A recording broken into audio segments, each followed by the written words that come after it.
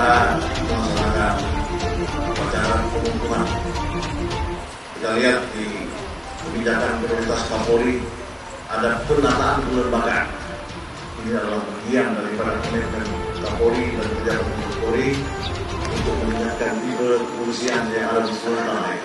Salah satunya adalah Polres.